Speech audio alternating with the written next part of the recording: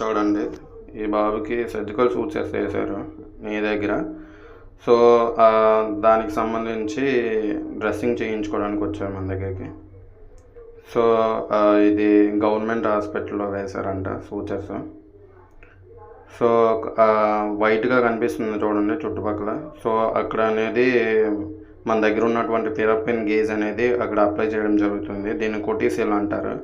So దీనివల్ల use ఏంటంటే, దానిపైన మనము డ్రెస్సింగ్ ప్యాడ్ పెట్టినప్పుడు కింద ఉన్నటువంటి స్కిన్ లేయర్కి అంటుకుపోకుండా ఉండడానికి, అలాగే డ్యామేజ్ అవ్వకుండా ఉండడానికి చాలా బాగా ఉపయోగపడుతుంది. అలాగే దీనికి కూడా మెడిసిన్ అనేది ఉంటుంది అన్నమాట, గేజ్ మెడిసిన్.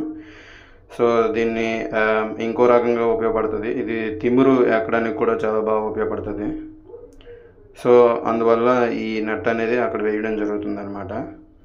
పైన కింద రెండు వైపులో కూడా స్కిన్ డ్యామేజ్ అయ్యింది.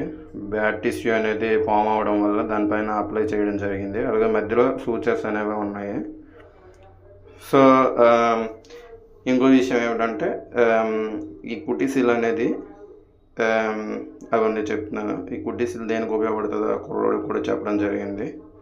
సో కుర్రోడు అడుగుతున్నాడు అనమాట, ఆయింట్మెంట్ బెటరా అనేసి. మన దగ్గర అవైలబుల్గా ఉన్నటువంటి ఆయింట్మెంట్ సోడియం ఫిస్టేట్ అవైలబుల్గా ఉంది. సో కొంతమంది బెటాడిన్ అప్లై చేస్తారు, కొంతమంది డ్రెస్ అప్లై చేస్తారు, అలాగే కొంతమంది ముప్రిసిన్ ఆయింట్మెంట్ కూడా అప్లై చేయొచ్చు, ప్రాబ్లం ఏం లేదు. సో మన దగ్గర అవైలబుల్గా ఉన్నటువంటి ఆయింట్మెంట్ సోడియం ఫిస్టేట్ కాబట్టి మనము దాన్ని అప్లై చేయడం జరిగింది.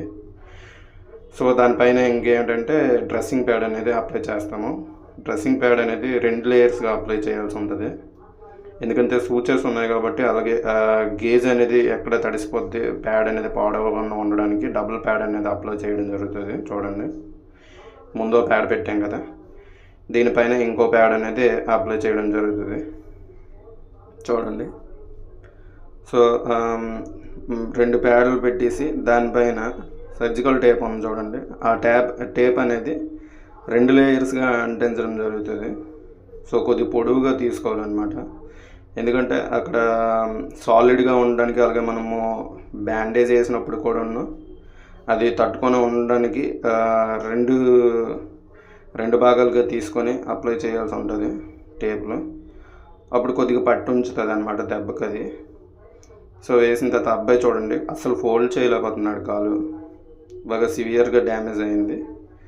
ఇప్పుడు మన దగ్గర అవైలబుల్గా ఉన్నటువంటి బ్యాండేజ్ అనేది కంపెనీ బ్యాండేజ్ అప్లై చేస్తున్నాం. మన దగ్గర బ్యాండేజ్ ఉంది, చాలా బాగుంటుంది ఈ బ్యాండేజ్. చూడండి ఒకసారి, ఈ బ్యాండేజ్ అనేది మీకు చెప్పాను ఇంతకు ముందు, కిందన ఒక పొర పైన ఒక పొర అప్లై చేయాల్సి ఉంటుంది.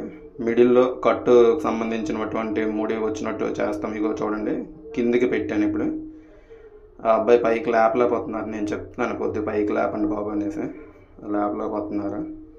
చాలా సివియర్గా డ్యామేజ్ అయింది అబ్బాయికి కాలు అనేది. సో తగ్గిపోద్ది, కానీ మినిమము 12 days 15 days వరకు మ్యాక్సిమం పట్టుతుంది.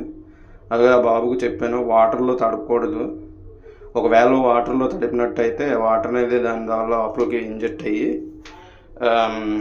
సెప్టిక్ అయ్యే అవకాశం కూడా ఉంటుంది. చాలా జాగ్రత్తగా ఉండాలి. అదే 12 days 14 days వరకు జాగ్రత్తగా ఉంచుకుంటే వేగంగా రికవరీ అయిపోవచ్చు. సో అదనమాట విషయం. అలాగే చూడండి, అదిగోండి 2 layers ఫామ్ చేసిన తర్వాత అక్కడ ముడేయాల్సి ఉంటుంది. ఇప్పుడు చూడండి కట్ట ఎంత సాలిడ్గా ఉందో.